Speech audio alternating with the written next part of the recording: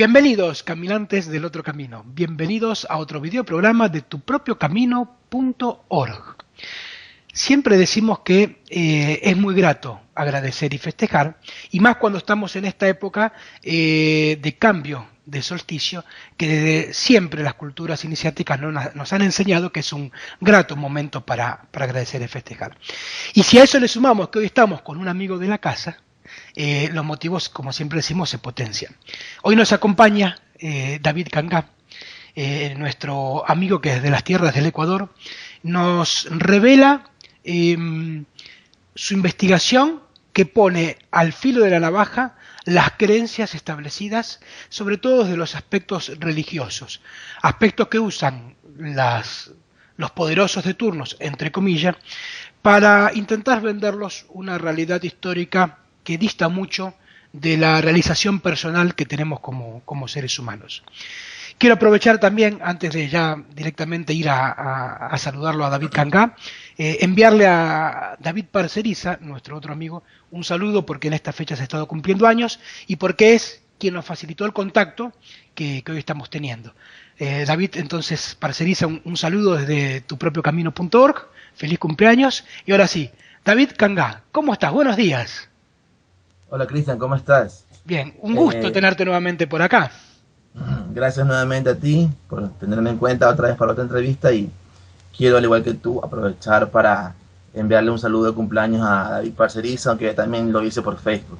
Bien, bueno, siempre es grato estar entre amigos y más cuando tenemos la suerte de que el punto en común, el punto de encuentro es develar esa verdad oculta al ser humano. O sea, creo que eso enaltece mucho las actividades, digamos.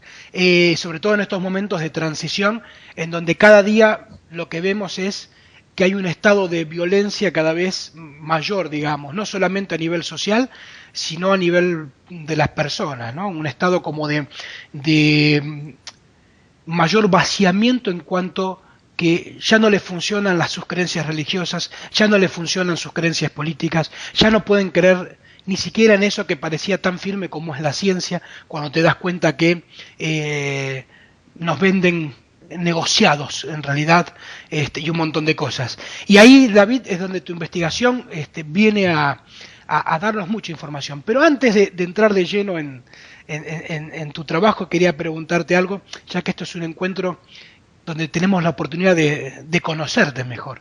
Quiero preguntarte algo que parece muy simple, pero estoy seguro que a la gente le va a interesar. Y es, ¿quién es David Cangá?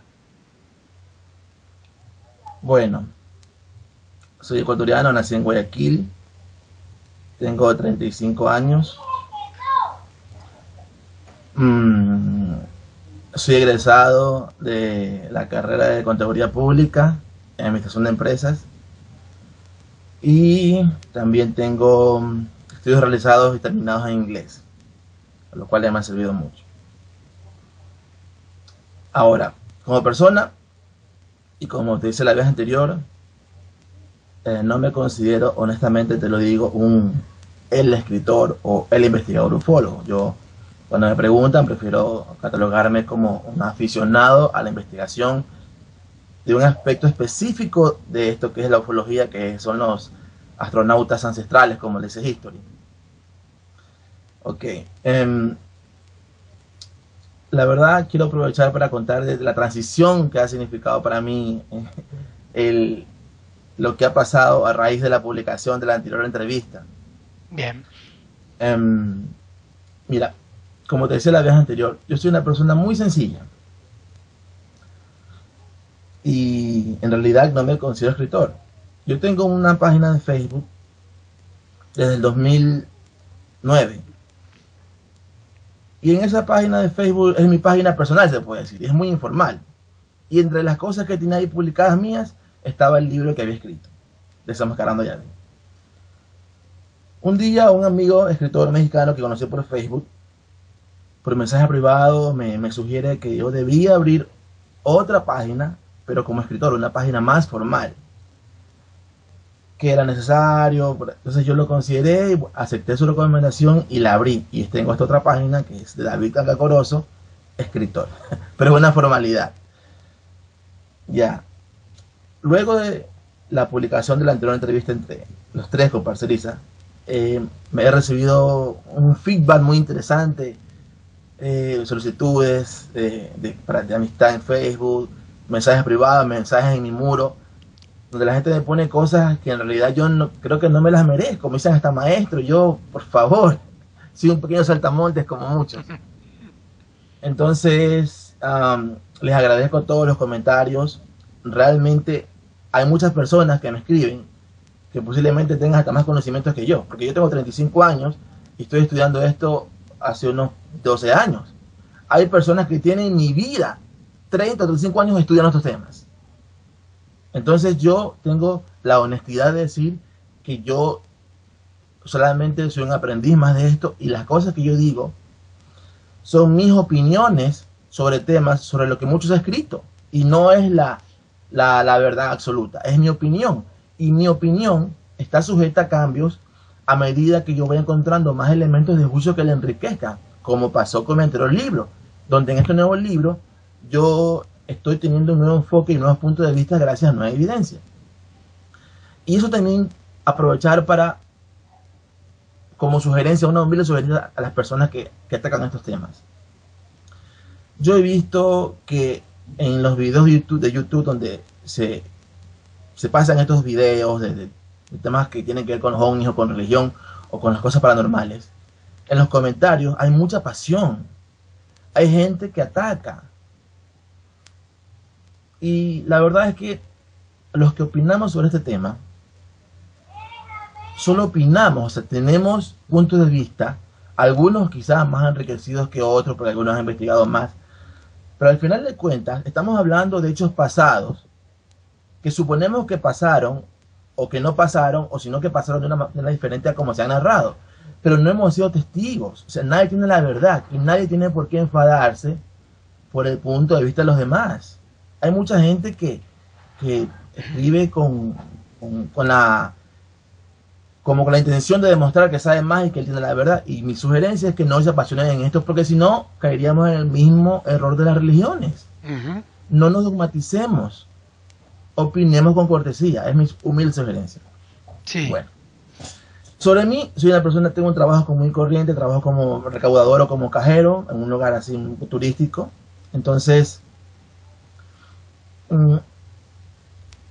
ese trabajo me ha permitido, aunque haciendo muchos esfuerzos, porque soy una persona muy sencilla, ahorrando, me ha permitido hacer algunas cosas que agradezco, como viajar, por ejemplo.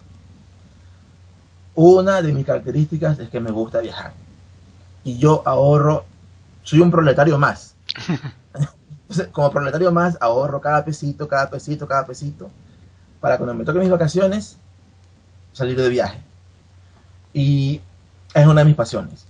He viajado desde el 2004, porque en el 2003 tuve una experiencia. Tú ves cómo a veces, Cristian, hay personas o momentos que cambian nuestra vida y marcan un antes y un después. Obviamente. Esto me pasó en el 2003. Yo vivo en Guayaquil, pero había ido a Quito por un concierto de rock. A mí me gusta el rock. Bien. Entonces, una banda que se llama Sepultura. Ah, claro, sí, es que conocida. me gusta mucho. Ya, inclusive yo toqué en una banda de metal. Ah, bueno.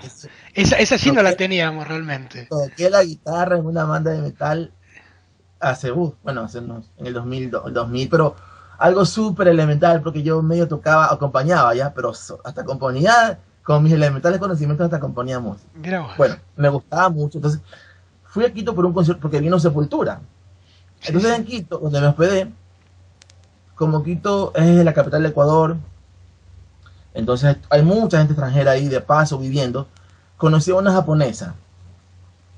Entonces, conversando con ella, esta chica tenía como 5 años menos que yo, tenía como 22 años, tenía como 20 años, y a su corta edad, o sea, ella había nacido en Japón, estaba estudiando en los Estados Unidos, estaba de vacaciones de la universidad y aprovechó sus vacaciones para viajar por Sudamérica, y bajó México, Honduras, Panamá, y conocía varios países de América y varios países del mundo.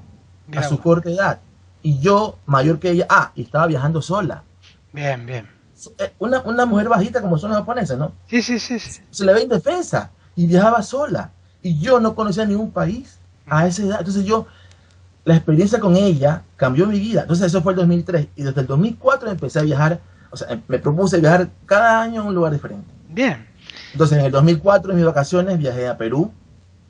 En el 2005 viajé a Colombia.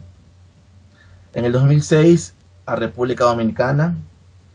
El 2007, ¿dónde fui? Hice una travesía que fue por carro. Bien. Perú, Bolivia. Quise entrar a Chile, no pude por la frontera terrestre, así que de Bolivia me fui a Brasil. Ah, mira. Sí, porque Bolivia tiene una parte que hace frontera con Paraguay y con Brasil. Claro, exactamente. Ya, y tú puedes irte, desde Bolivia puedes irte a Brasil o a Paraguay, pero si tú vas Tienes que ir por la parte puedes ir directo a Brasil. Ah, es la frontera de la Amazonía, digamos. Y si vas, y si vas por bus, tienes que pasar por Paraguay. Entonces yo aproveché ir por bus para pasar por Paraguay y también conocer de paso, por lo menos. Bueno, la cosa es que llegué hasta las cataratas de Iguazú. Ah, bien. Que es del lado brasileño. Sí, que es uno de los lugares más maravillosos que yo, y algún día debo regresar para allá. Bien. Ya eso fue el 2007, el 2008 no salí del país. El 2009 viajé, pero a Perú. Bueno, el 2009 fue un año de crisis para mí porque yo mis pesitos los gasté en la publicación de mi libro. O sea que es una inversión, no un gasto. Sí, exactamente. Entonces mi libro, las personas que lo tienen pueden darse cuenta que es un trabajo muy artesanal. De hecho, ¿qué me tocó hacer? Yo mismo financié las imprentas, y de la más económica, esa fue la que yo mismo llevé y me imprimieron el libro.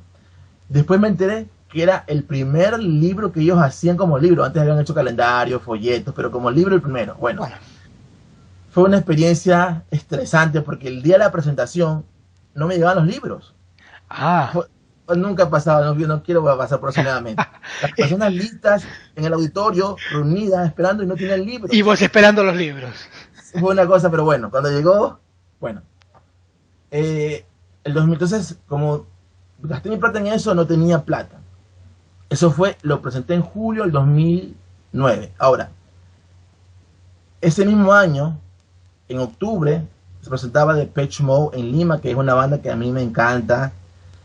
Y bueno, entonces yo quería ir para allá, conseguí dinero donde no tenía y me fui para allá. Entonces sí viajé ese año, pero fui a conciertos de Depeche Mode por tierra hasta Lima, 28 horas de ida sentado en el bus, así mismo de regreso, y con la justita tampoco fue una cosa, pero súper hippie, pero lo viví.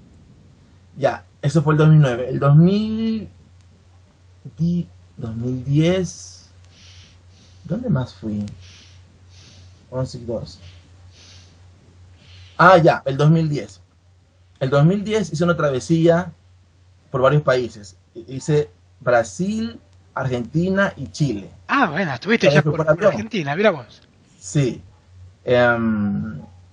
Viajé, mi primer destino era Brasil. Entonces, en Brasil, como fui en LAN, tenía que hacer una parada primero en Santiago, luego a Sao Paulo. Ahora, mi intención era llegar a Sao Paulo, viajar por bus a Río, que no es muy lejos, por lo menos conocer Río, y de ahí regresarme.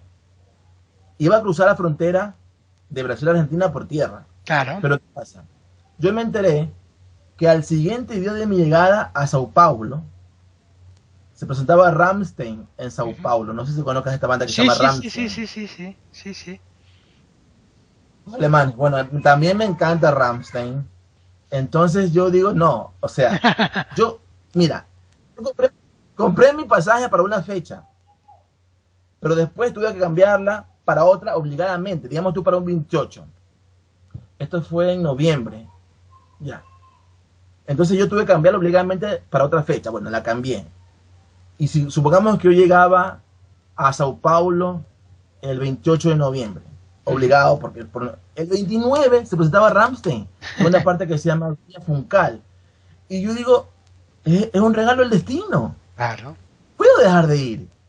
Entonces, suspendí mi viaje a Río y me gasté todo lo que tenía en la entrada a Ramp, que tuve que comprarla de reventa porque se acabaron los boletos. Sí, sí, sí. Bueno, fue una experiencia impresionante en mi vida. Ver a Rammstein en vivo es uno de los espectáculos más impresionantes. Bueno, de ahí me fui por tierra a Argentina, por la frontera, por Córdoba. Ujú. Y también eso fue una... Mira, cómo van saliendo las cosas, ¿no? Ese viaje por tierra fue también una experiencia maravillosa en mi vida. ¿Por qué? Porque en el bus nos hicimos amigos de un grupo que vamos al fondo. Ujú. Un argentino que era medio científico y ateo. Ah, Un otro también argentino que era, digamos, un creyente que estaba empezando a cuestionar su religión. Y yo. Entonces nos empezamos a hacer amigos. cóctel. Oye, Cristian, escúchame esto. Nos hicimos amigos, conversábamos. Y el tema se puso tan intenso que llegó un momento en que todo el bus estaba atento a lo que conversábamos, pero cosas existenciales, sobre Dios, sobre la vida, Ajá. sobre el fin de la vida, si tiene sentido la teoría de la evolución. Entonces yo no soy religioso, pero no soy ateo, porque para mí la inteligencia tiene un origen inteligente. Ujú. Yo siempre pongo este ejemplo, es como que tú entres, pierdes la memoria y te llevan a Corea, en la fábrica de la Hyundai. La ensambladora de carros de Hyundai, Ujú. hace todo la máquina sola, todo lo hace la máquina sola, hasta la pintada, desde que sale el esqueleto, todo, entonces es como que tú vieras todo el proceso de la ensambladora de la Hyundai y pensaras que apareció por azar. Ujú. Un comportamiento inteligente es la evidencia de una inteligencia detrás. Claro. Ya, entonces, los ateos piensan que no, Ujú. que la vida apareció por azar, que la inteligencia aparece por azar. Entonces, tenemos unos debates, pero muy en buena onda. Sí, sí, sí. Oye, que yo recuerdo con tanto cariño eso, porque fue una cosa, bueno, nos hicimos amigos, nos intercambiamos mail, tenemos una foto, cuando llegamos a Córdoba, tenemos una foto los tres, y como este argentino también científico tiene un libro, me regaló su libro, yo tengo en mi mano su libro, él tiene mi libro en sus manos. Ah, bien, bien. Tengo un recuerdo maravilloso de ese viaje. Esto me recuerda otra cosa. Cuando estuve en República Dominicana, y recuerdo, todos mis viajes son al estilo hippie. Ujú. O sea, con mucho esfuerzo. Ya. Yo, aquí por ejemplo, en Ecuador, por ejemplo, tú vas a una playa, tú coges un bus interprovincial, si la playa no queda en tu provincia, y te lleva a la playa y llegas a la playa. Ujú. Yo quería conocer Punta Cana en República Dominicana, pero yo no sabía esto, y lo descubrí allá, que para llegar a Punta Cana tienes que estar hospedado en un hotel de Punta Cana. O sea, no es una playa Ah, que tú vas por el camino y ves la playa. No, tú vas por el camino y tienes que adentrarte hasta la playa. Los caminos Sí, están sí, cerca de la playa. Entonces, bueno. Entonces yo tuve que hacer toda una travesía desde, aunque no es un país muy grande, ¿no? República Dominicana. Tuve un bus de Santo Domingo, que es la capital, hasta otra provincia para ir a Punta Cana. Entonces cuando estaba esperando el bus, me subí al bus para que salga para allá, ¿no? De Santo Domingo a la otra provincia que no recuerdo el nombre. Mientras estaba sentado ahí, estaba sentado cerca de la puerta, del lado de la ventana. Ahora, en República Dominicana la raza es caribeña. ujú. Los caribeños son mulatos. Si tú ves una persona negra como yo, generalmente no son dominicanos, sino son haitianos. Mm. Habrá sus excepciones, dominicanos negros, pero no son las excepciones. Sí, sí, sí, Entonces, sí, hay muchos haitianos en República Dominicana. Entonces, cuando yo estaba sentado, ¿no?, del lado de la ventana, esperando que el bus se llene para que salga, del lado de afuera, un señor negro así como yo, con acento francés me habla y me dice, entre español y francés, me empieza a hablar de Jesús. Ah, Ya. Entonces yo enseguida dije, este es haitiano. ujú. Ya. Entonces, porque en Haití hablan francés, entonces yo deduje, este tiene que ser haitiano. Entonces empezó a hacerme buenas preguntas. Mira, esto fue en el 2006. Sí. Y él empezó a hacerme preguntas, lo escuchaba, y después yo también le hacía otras preguntas. Ujú. Mira, Cristian, yo soy a veces medio perdido, como buen piscis que soy, tengo mala memoria. No recuerdo exactamente la conversación, lo que recuerdo es la reacción. Asimismo, empezamos una conversación en que parece que lo puse en aprietos Ujú. por mis contrapreguntas. Claro. Y lo que yo sí recuerdo es que asimismo las personas que estaban en el bus, llegó un momento que estaban atentas a esa conversación. Yo sentado aquí, y el Señor afuera parado hablándome de Jesús, es como ese caso en que uno dice que fue por lana y se lo ha trasquilado. Oye, pero mira lo que pasó. Después que el Señor se fue, derrotado, dentro del bus, las personas desconocidas empezaron a opinar y empezó un debate Bueno. entre las personas que estaban de acuerdo con lo que yo decía. Y las que no. Yo lo que recuerdo es el debate, y como los caribeños son así efusivos, Ujú. yo dije, por Dios, lo que creé. Pero te lo juro, una cosa, soy como dice en inglés, un troublemaker. Bueno, está claro que estás destinado a plantar la semilla del espíritu inquieto, como lo has dicho en otra oportunidad. David, lo que sí quiero acotar, digamos, en lo que nos estás contando esto que realmente es muy rico, porque primero que nada, yo escuchándote estas anécdotas digo, bueno, está claro que se trata de una cuestión de querer. O sea, hay mucha gente que uno conoce que dice, no hago tal cosa porque no tengo tiempo, no hago tal cosa porque no tengo el recurso, no hago tal cosa porque excusas. Lo que vos estás contando es la muestra clara de que cuando uno realmente tiene un deseo profundo y aparte surge desde lo que vos mismo manifestaste con tu experiencia en el 2004, si no lo olvido, te hace 2003, perdón, te hace un antes y un después, realmente es un antes y un después. Y por el hecho de dirigirte a eso, de repente, por magia aparecen los recursos, el tiempo, las ganas, y no solo eso, sino que cuando estás ya, como lo contabas en estas situaciones, siempre aparecen casualidades que, vos fíjate, pasan los años y son anécdotas de esas que cuando tengas 30 años más seguirás contando, o sea, recuerdos que ya están en vos y que aparte marcan pautas muy importantes. Y eso es muy lindo que lo transmitas, porque, te digo, siempre está como esa cosa de las limitantes, ¿no? Y las limitantes son las que nosotros mismos nos ponemos, digamos, ¿no? La única limitante es nuestra falta de imaginación. Es que la queja a veces, como nos dice el psicoanálisis, es un lugar de poder en el sentido de nos aferramos a la queja y no vemos la solución ni las posibles variantes que eso puede tener. Eso me parece importante. Además de mostrar, digamos, el tipo de persona que eres, digamos, ¿no? Como una persona humilde y que como quien dice, la rema desde abajo y con mucha altura. Así es. Ahora, yo estoy consciente que el hecho que sea soltero y no tenga hijos, para mí es una ventaja. Ahora, también es una cuestión de estilos de vida. Mira, yo soy una persona muy sencilla. Nunca te puedo decir, ay, que me ha costado dormir con el hambre, o sea, con el estómago vacío. No. Mi mamá nos ha mantenido. Mi mamá es una persona que fue enfermera y todo. Ella, una persona que sufrió porque tuvo que criar sola a sus hijos, a nosotros, porque fracasó con el matrimonio con mi papá.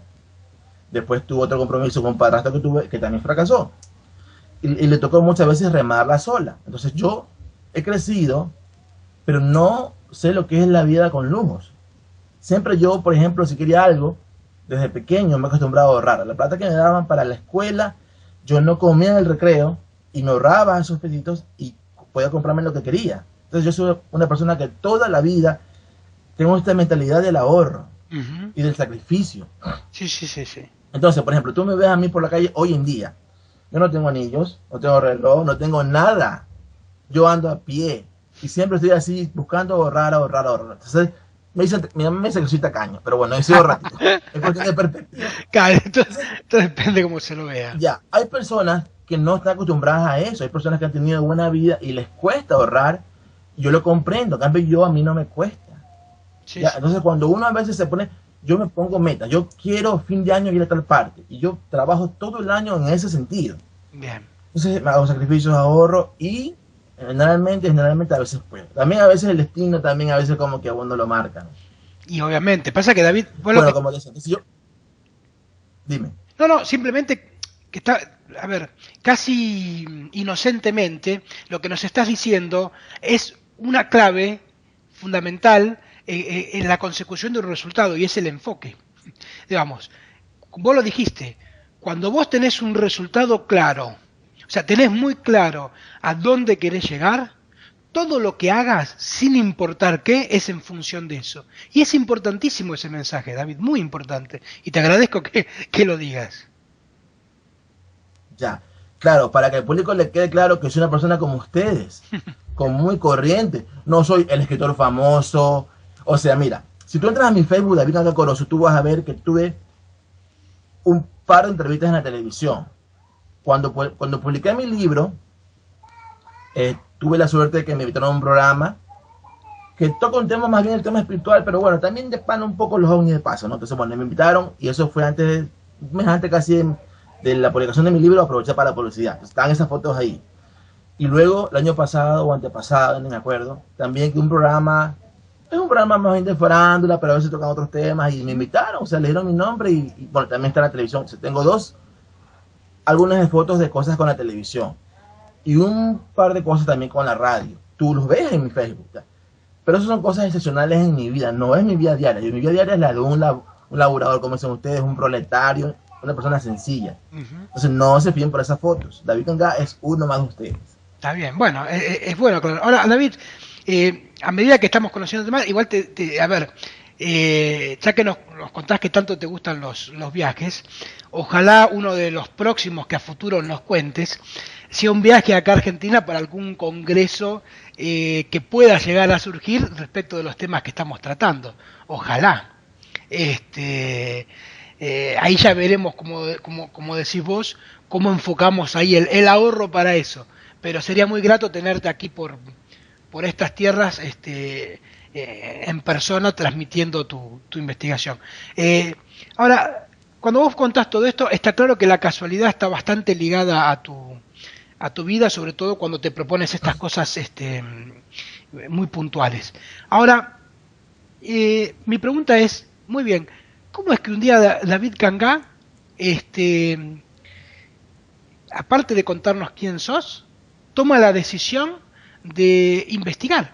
O sea, digo, vos lo decís, sos una persona común y corriente, digamos, ¿no? Que eso lo ponemos entre comillas, porque yo creo que una persona que independientemente despierta con ciertos temas la curiosidad y aparte tiene la habilidad o el talento para despertar esa curiosidad en otros, lo de común y corriente lo dejamos ahí entre comillas, pero bueno, ¿qué es lo que a vos te llevó un día a decir, así como un día decidiste viajar, qué es lo que a vos un día te llevó a investigar? Y obviamente después, bajo ese mismo relato, ¿qué es lo que te llevó a transmitir esa investigación? Ya. Bien, en esto una persona clave es Jaime Rodríguez. Jaime Rodríguez es, como se podría decir, y pienso que no exagero si digo que es como el padre de la ufología en Ecuador. No es la primera persona que habla de ufología en los medios en Ecuador, pero sí es la persona que más ha transmitido, que más trascendencia le ha dado, más difusión le ha dado y que más ha influenciado a muchas personas por sus programas de televisión. Entonces, yo desde niño, gracias a los dibujos animados, que tuve siempre Marcianito y cosas así, nunca puse en tela de duda que existía vida inteligente en otras partes del cosmos. Eso para mí, yo crecí con esa idea, ya. Y como yo conté en la entrevista pasada, crecí dentro de un núcleo, un lugar religioso, donde estuve en una escuela católica, estuve en un colegio católico hasta el tercer año, luego estuve en un colegio técnico experimental, ya. Y hice confirmación, primera comunión, y dentro de ese ambiente me daban muchas clases de catequesis. Y también me hacían, cuando estaba en el colegio, me obligaban a ir a misa los domingos. Ujú. Ya, en las misas, en la catequesis, te lee pasajes bíblicos. Entonces, cuando un día, leyendo un libro que está escribiendo Jaime Rodríguez, pero ese libro estaba inspirado en otro libro de Salvador Freixedo, entonces hablaba de Yahvé como extraterrestre. Y la idea no me chocó a mí.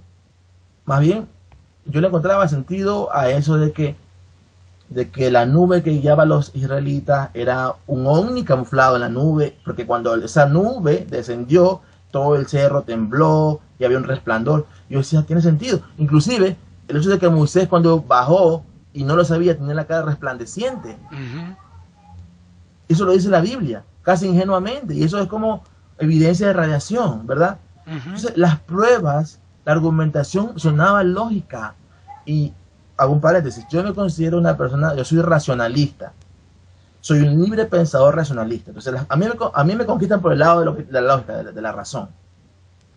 Lo que tiene lógico, yo puedo prestar atención. Entonces, ese relato, y en ese momento de mi vida, religioso aún, le encontraba sentido a eso. Yo decía, wow, y estaba así, fascinado leyendo. Cuando en otra parte del libro habla de un aspecto de Yahvé como extraterrestre y como evidencia de que no puede ser Dios o el Dios del cosmos, el libro toma un pasaje bíblico, lo copia textualmente, en donde esto está en Números, en el libro de Números, no me acuerdo exactamente ahora el capítulo y versículo, pero dice que iban por el desierto los israelitas, era día sábado, se encuentran un hombre que estaba recogiendo leña. Como era día sábado, lo apresaron y estaban debatiendo, deliberando qué hacer con él, porque estaba prohibido hacer esas cosas en día sábado. En medio de las deliberaciones interviene la deidad y dice, no pierdan el tiempo deliberando, él tiene que morirse, sáquenlo afuera del campamento y que toda la comunidad lo apedree. Mire, los que salieron de Egipto eran 600.000 personas. Ujú.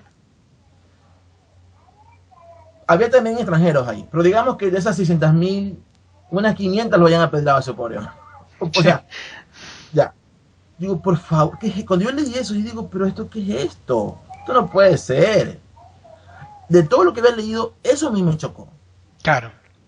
Ya, ¿por qué? Yo decía, a ver, sin todo mi tiempo de religioso, con tanta catequesis, misa, entonces, a mí no me han hablado de esto no puede ser cierto. Entonces yo lo que hice fue, con mis dudas, porque no quería creer, buscar una Biblia para verificar, comprobar, y efectivamente estaba ahí. Ujú.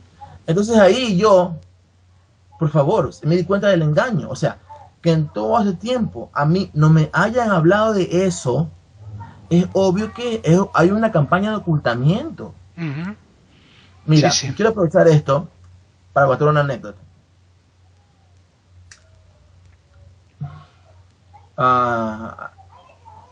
Esto fue un poco antes de que escribiera. El libro lo escribí en el 2008. Ujú.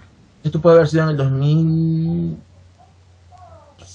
casi 2007 puede haber sido, o momentos, o quizás durante la escritura del libro, inicio del 2008. En una radio que yo escuchaba todas las tardes, en esta radio era una radio que hablaba de política, pero los jueves invitaban a un sacerdote que Bien. hablaba de cosas espirituales. Entonces, por esa fecha estaba un tema, el aborto estaba como tema de debate a nivel nacional, el aborto. Ujú. Entonces, el cura habló sobre ese tema desde su perspectiva, ¿no? Entonces él decía que la iglesia por ningún motivo justifica el aborto. La periodista que lo entrevistaba le dice, pero padre, ¿y qué pasa si una joven ha sido violada? Entonces él le responde, no importa que haya sido violada porque nunca los niños tienen que pagar la culpa de los padres. Ujú. Ahora, en este programa tenía el formato de que tú podías mandar un mensaje por mensaje de texto para hacer preguntas a los entrevistados. Bien. Y yo era un oyente asiduo, a mí me conocían. Se puede decir que era famoso en ese programa. Ya decía el David Cangá, ya lo conocemos. Sí. Me mandaban saludos al aire. Otra vez David. Ahora, cuando el padre dijo eso, que nunca los niños tienen por qué pagar la culpa de los padres, yo digo, pero yo me dije para mí, pero si el Dios al que le adora es experto en eso, en hacer pagar a los hijos la culpa de los padres. Ujú. Así que yo le mandé un largo mensaje de texto, largo, reproduciéndole el caso de David y Betsabé. No sé si conoces este caso. Cuéntanos, cuéntanos. Yo les cuento. Esta era época de los reyes, en la época de los reyes porque hubo etapas en Israel, ¿verdad? El Éxodo, llegada a Canaán, época de jueces, luego época de los reyes, hasta que los asirios y los babilonios acabaron con los reinos. Okay. Esta era la época del rey David. Entonces el rey David, y como yo lo pongo en mi libro anterior, El Semejante de Yahvé, fue, según mi punto de vista, la persona que el Dios bíblico más quiso. A David le permitía todo, le aceptaba todo, le solapaba todo. Ya, entonces, David tenía su ejército en confrontación con un pueblo extranjero. Ya, entonces él estaba en su palacio y su ejército estaba peleando. Cuenta la Biblia que él estaba un día en alto de su palacio y de ahí ve en una zona vecina a una mujer que se estaba bañando y la deseó. Y como rey que era, la mandó a traer y tuvo relaciones con ella y la embarazó. Después que hace eso, se entera que era la esposa de uno de sus soldados que estaba peleando, que se llamaba Urías el Eteo.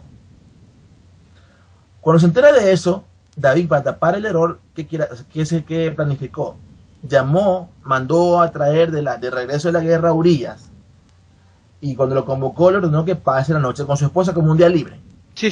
Para que pase la noche con ella y luego ese embarazo tuviera justificación. Pero como Urías era un soldado tan fiel, a él le dio remordimiento y dijo, ¿cómo yo voy a estar descansando si mis compañeros están peleando? O sea, él lo que hizo fue desobedecer a David y pasó la noche haciendo guardia con los soldados del palacio de David. Al día siguiente David se despierta y se entera que su plan no le funcionó, lo manda de regreso a Urías a la guerra y manda la orden a su superior que haga que se muera, que lo mande al frente de batalla para que se muera. Y pasó eso, hicieron que Urías se muera porque lo mandaron al frente de batalla. David contentísimo como si nada. Y nació la criatura. Entonces, Yahvé, que tanto lo quería David, le hace ver su error a través de un profeta. Pero como niño, ni siquiera lo reprime, sino que como niño le manda un profeta, lo que es Natán, que con un ejemplo, con una parábola se puede decir, le dice, mira David, hay dos pastores, uno rico y otro pobre. El pastor rico tiene muchas cosas, ovejas, tierras, de todo. Y el pastor pobre tiene solamente una ovejita, es su única posesión. Y no tiene hijos, y la quiere tanto como si fuera su propia hija. Come en la mesa, le da de comer en la boca. Un día el pastor rico, que era avaro, se roba la oveja del pastor pobre y la mata. Y David, ¿quién es ese pastor? ¿Quién es para matarlo? Y Natán, ese eres tú, David, por lo que has hecho con Urías. Y ahí recién David se da cuenta que ha hecho mal. Y bota lágrimas de cocodrilo. Ay, he hecho mal. Entonces, he hecho mal, que Dios me perdone. Entonces, esto le dice Natán a David. Mira, David, el Señor te perdona a ti tu pecado. Pero por lo que has hecho, la criatura que acaba de nacer tiene que morir. Porque para esto ya había nacido la criatura. Entonces, dice la Biblia, textual, el Señor hizo que la criatura enfermara. Primero que Natán le advierte lo que va a pasar. Y Sí. el Señor hizo que la criatura enfermara. Agonizó 7 días, en los cuales David dice que no quería comer, rezaba, y después de 7 días de agonizar se murió. Ese niño lo mató Yahvé, o el Señor, como le quieran decir, o Jehová, por el error de David. Ya, entonces yo todo esto se lo resumí como mensaje al cura. Como ejemplo de que el Dios al que él adora no predica lo que él está diciendo. Ya, entonces, ¿sabes qué respondió ese sacerdote? Cuéntanos. Después que le leyó esto la chica, la reportera. Dice, sí, pero es que Dios no lo mató a ese niño. Dios no lo mató. O sea, ese cura, ese sacerdote, mintió al aire para zafarse del aprieto que le había puesto. Claro. Entonces pensemos un poco. Si un sacerdote no tiene ningún reparo en mentir al aire, ¿de qué estamos hablando? ¿Qué tan grande será el engaño? Eso te demuestra el nivel de ignorancia de las personas. Sí. Hay muchas personas que son religiosas, solamente cogen los salmos, lo bonito, que Jesús multiplicó los panes, resucitó muertos y están contentas con eso. Hay muchos casos de ignorancia. Sí, la Biblia tiene miles y miles de páginas, digamos. Pero, Cristian, ¿qué fue lo que yo descubrí? Que no era un tema de ignorancia, porque cuando tú les haces ver los otros pasajes, no quieren o no pueden asimilarlos. Entonces, no sé, yo pongo en el prólogo, en el prefacio de mi nuevo libro, yo pongo que es como que las personas estuvieran sometidas o por una especie de hipnosis o por un sistema, un mecanismo que les impide procesar con racionalidad esto. Claro. Porque no pueden. Claro, no, David, aquí si me permites un segundito, ya que estás tocando un tema tan estructural del ser humano, como vos decís, vos le podés poner a alguien la prueba, como lo acabas de decir, que, a ver, es un ejemplo muy claro.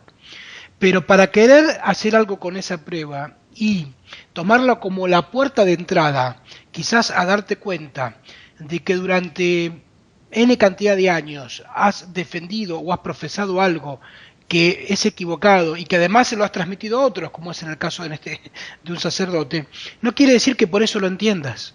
Porque si aceptás que lo que vos estuviste haciendo es un error, tiene como puntos de analogía decir, primero, toda la vida de esa persona fue, vamos a decirlo así, un desperdicio en cuanto a sostener algo que no se sostiene. Y tiene que empezar a aceptar un montón de cosas más, incluyendo que ha sido manipulada, como él manipula a otros. O sea, un tirititero que a su vez es el mismo que mueve los hilos de otros, ¿no? Como son estos casos. O sea, es muy duro, David, y esto lo dicen, por ejemplo, los gnósticos, cuando hablan del ego como el mayor enemigo del ser humano. Hay que tener mucha hombría, vamos a decirlo así, aunque me refiero no como hombría en género, para soportar romper el ego de una creencia. O sea, es lo más difícil para un ser humano decir, me equivoqué. Pero entonces, ya, si hablamos de cosas que me diferencian de la mayoría, esta es una de esas. Porque, o sea, nuestra raza científicamente se llama Homo sapiens sapiens, supuestamente hombre pensante. Pensante. Cambiémonos de título entonces, maravilloso. Cambiémonos de título, no somos pensantes. O somos pensantes y actuamos racionalmente, aceptando la evidencia de las teorías, bueno, tomando la realidad como punto de partida para nuestras creencias, o cambiémonos de título. Claro. ¿Somos o no somos pensantes? Yo comprendo esto que tú me dices porque yo lo he vivido, porque en una etapa anterior de mi vida, yo era muy confrontador. Tú no tienes idea de la cantidad de conflictos que yo he causado, porque desde el momento que yo me enteré del engaño con el libro con el pasaje ese, yo, como contaba la vez anterior, salí corriendo, donde mi hermano. A contarle. Antonio, mira, nos han engañado, pero mira, despertate. No me jodas aquí, sale de aquí, no me importa, sal de aquí. Yo decía, bueno, quizás él. Y después yo quería decir como predicador, revelando, miren, nos han engañado. Y ahí fui descubriendo que yo era un caso atípico. O sea, a mí se me importó descubrir el engaño y no quería vivir más en eso. Entonces, si hay algo que me diferenciara de lo demás, es esto, que yo, y así como esa vez, yo dije, me he equivocado, perfecto, cambio mi paradigma. Así mismo ahora en mi nuevo libro, me equivoqué, cambio mi paradigma. No tengo ningún problema en reconocer estaba equivocado. ¿Cuál es el problema? Hay cosas más importantes en la vida que reconocer que estamos equivocados. Inclusive yo puedo escribir este libro y después de 20 años más cambiar mi punto de vista. Totalmente. ¿Cuál es el problema? Para mí, o sea, para mí es una cosa, no sé, pero tú tienes razón. Es que, David, vos fíjate, por ejemplo, lo que nos enseñan las culturas orientales cuando nos dicen que el verdadero conocimiento se adquiere a través de la flexibilidad. Lo muy rígido se rompe muy fácil y lo muy blando no tiene sustento. Y esto pasa con nuestro psiquismo. Vos fíjate, vamos a tomar una palabrita que vos nos decías al principio cuando decías que te gusta investigar los temas que tienen que ver con la arqueología ancestral y su vínculo con la ufología, por ejemplo. Vos pongamos el caso de que toda esta ciencia ortodoxa dura, que por ejemplo a través de la arqueología defiende que las pirámides fueron hechas a latigazo y con egipcios arrastrando las piedras. ¿Cuántas pruebas hay? Ya a esta altura es casi irrisorio decir las pruebas que hay para mostrar que eso no... O sea, tiene menos sustento la teoría oficial que las teorías, vamos a decirle, extraoficiales. Tienen menos sustento.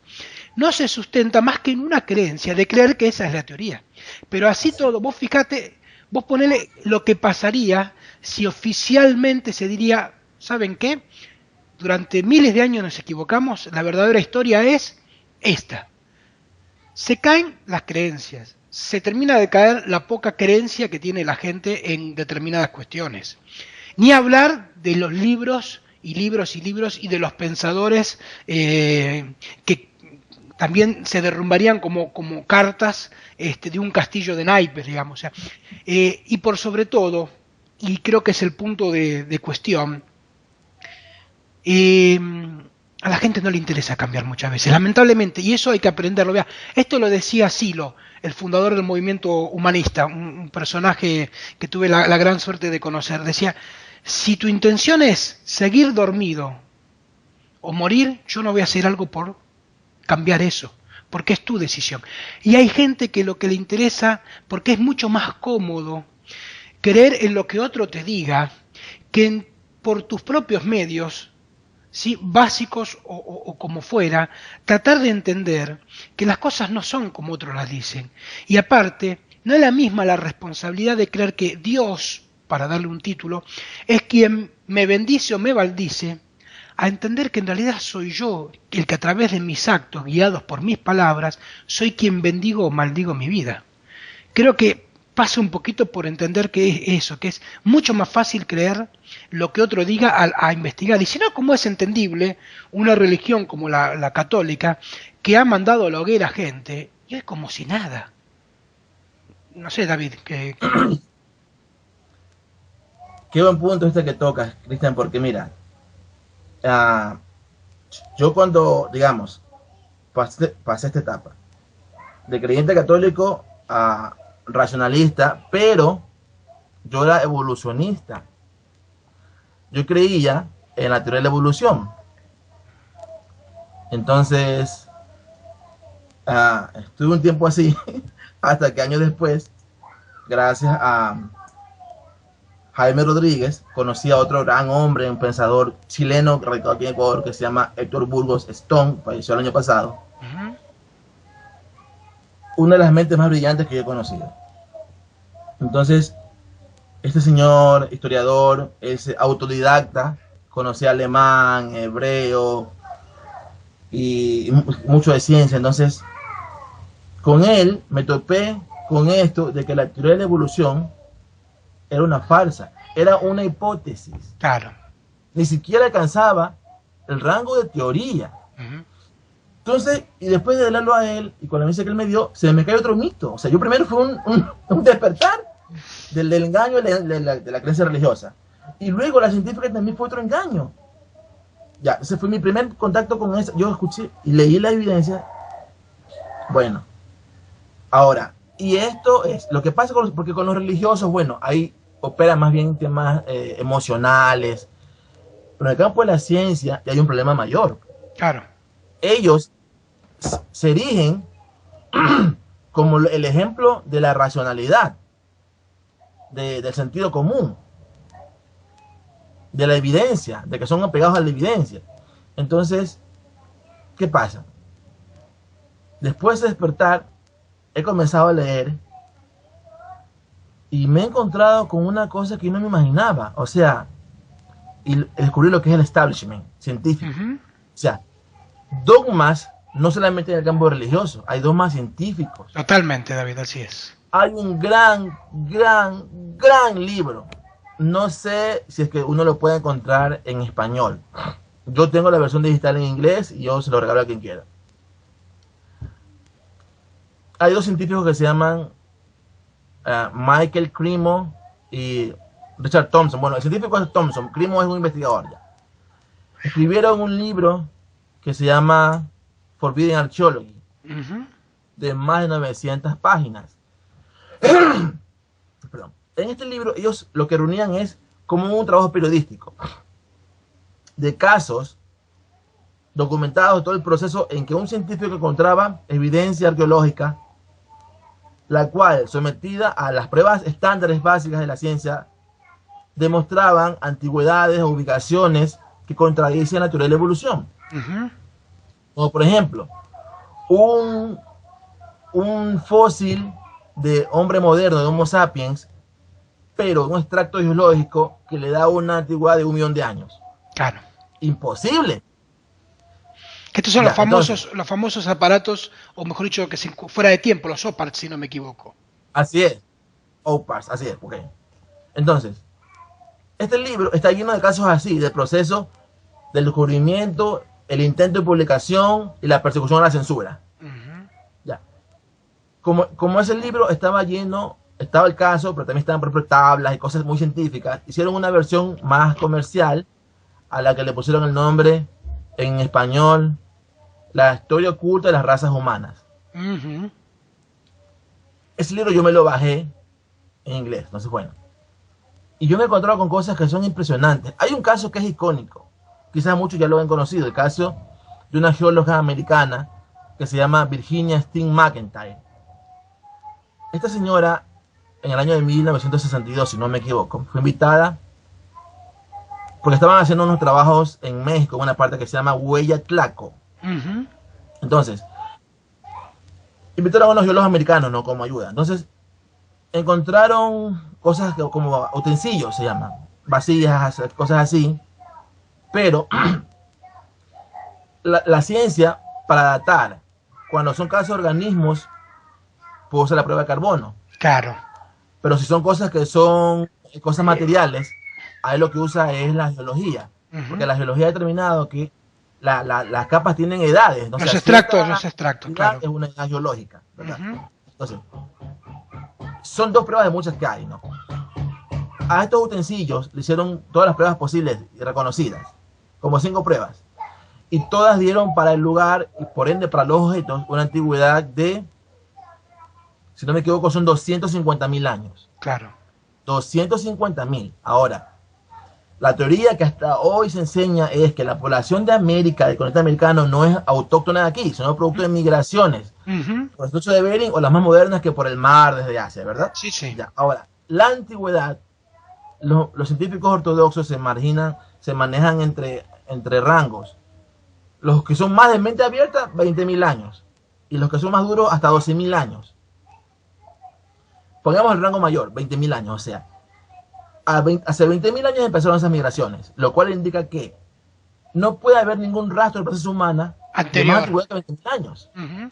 Compara 20.000 años como lo aceptado con los 250.000 años de esto encontrado. Pero antigüedad a la que se llegó después de todas las pruebas, 5 pruebas. Sí, Okay, sí, sí, entonces, sí.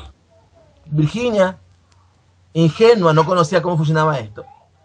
Ella muy emocionada. Ahora, ¿cuál es el proceso científico de publicación? Mira, esto del Nobel, que te dan las pruebas, no es que tú, una persona descubrió algo, no, es un Sí, sí, proceso. sí, claro.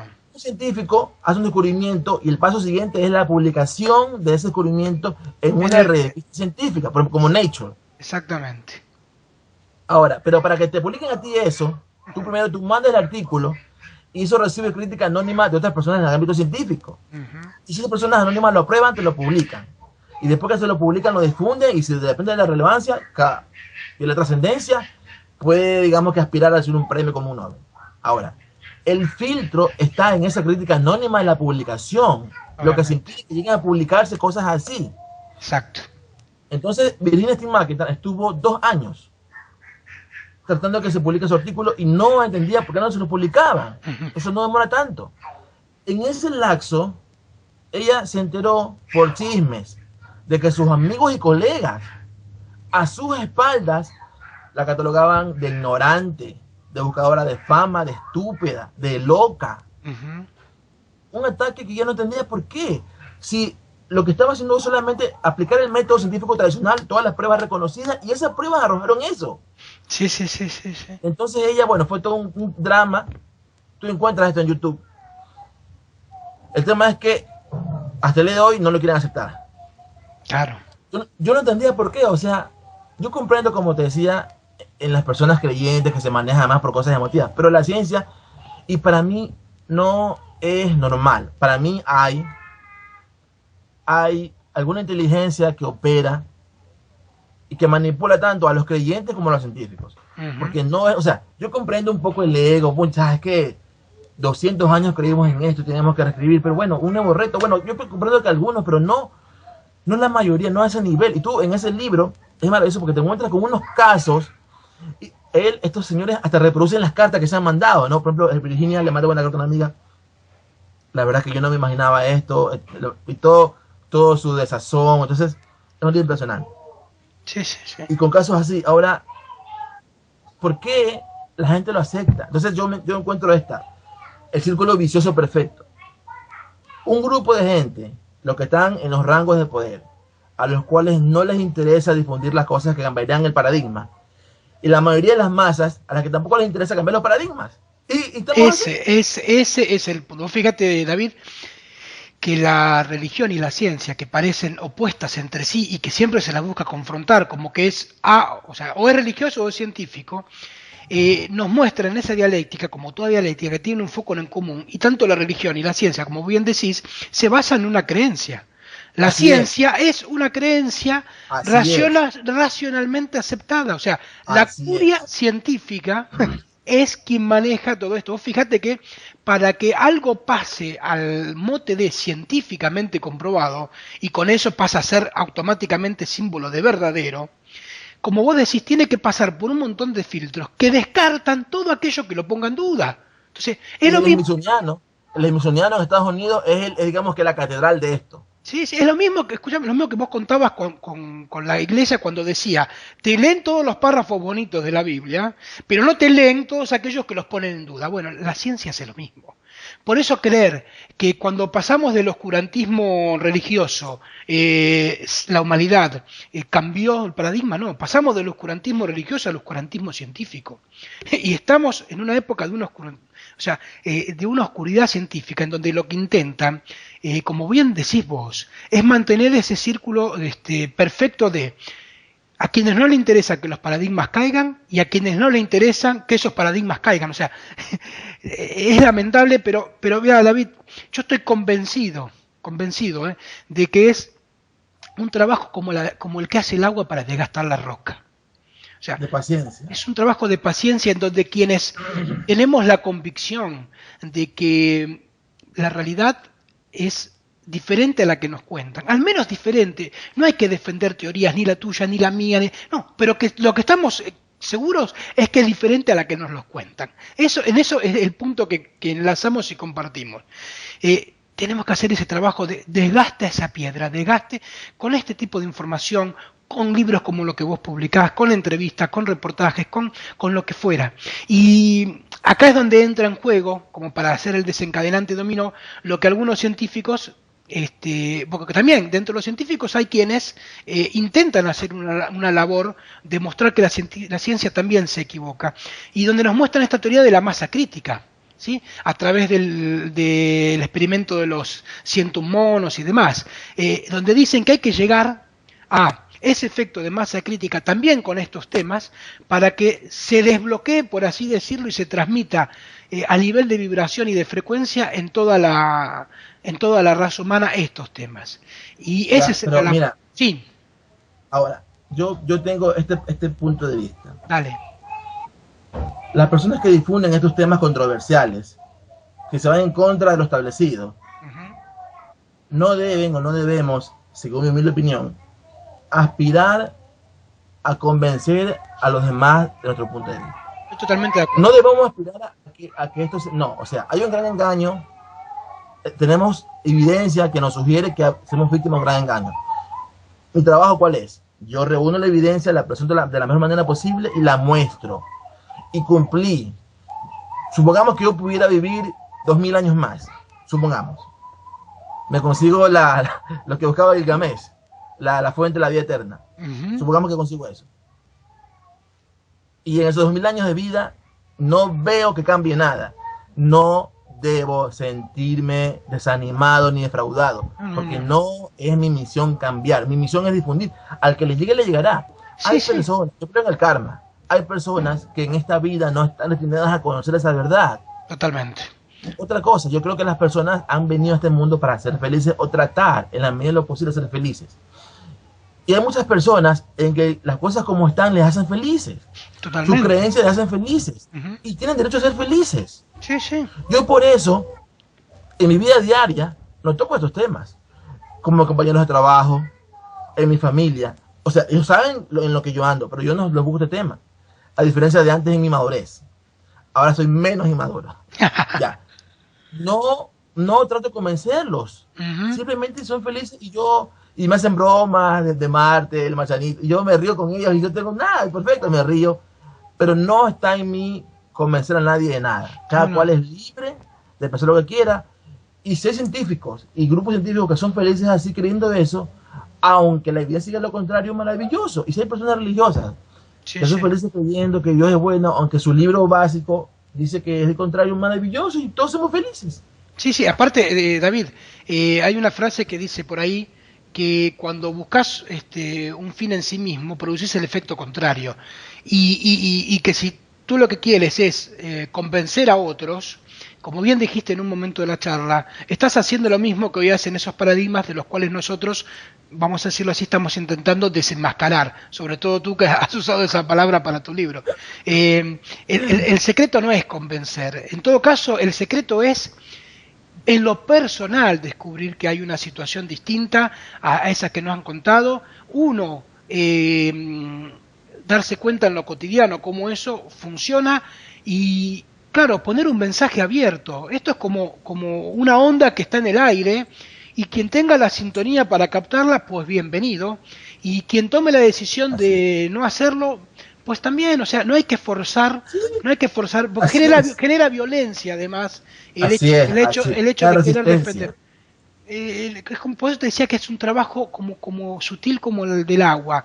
Es muy de Así. desgaste. Mirá, está claro que todas esas profecías de las culturas que estudiamos, quizás en alguna más especial que otra, todas, pero todas las profecías, vas a los sumerios, vas a los egipcios, vas a los incas, vas a los mayas, vas a los hopis, hay profecías que dicen que este momento es muy especial, o sea, no es un momento más de la humanidad.